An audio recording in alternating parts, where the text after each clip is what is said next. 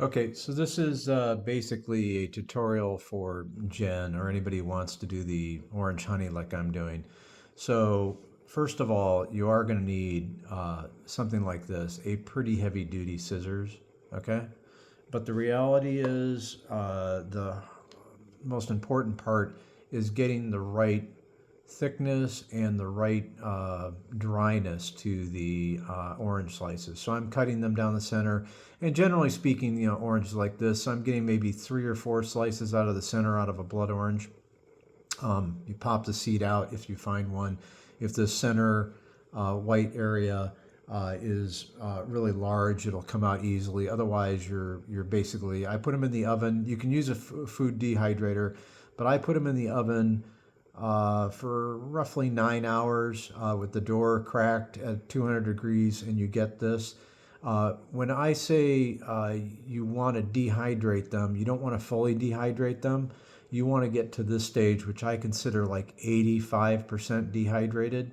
And basically what you're looking at here is you can see that this is soft and sticky in here.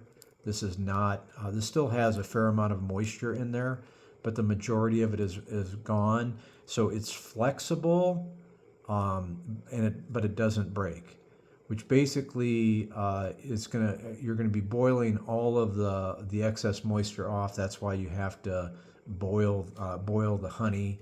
But in here, you're looking at on this side, you're looking at roughly probably 20 oranges that I cut up. Over here, you're looking at 30 or 40 at least. So what I do is I first cut this in half, okay, and then I go over here and I start piecing all this out in smaller pieces, okay. The reason why I don't use a food processor on this is that it tends to gum it up really badly, and then there's enough moisture in here as well that it will cause it's going to gum up your scissors pretty bad. It's going to go ahead and create a mush when you try to heat it up.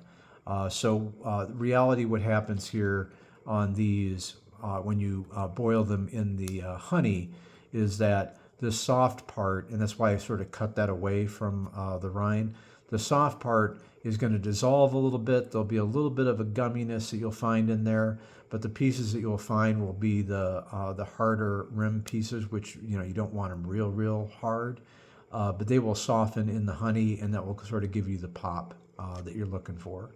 So that's what I know. All of this is going to make, maybe you're going to use 8, maybe 10 pounds of honey. And it does take days to go ahead and get it to the final stage, but we'll go over that later.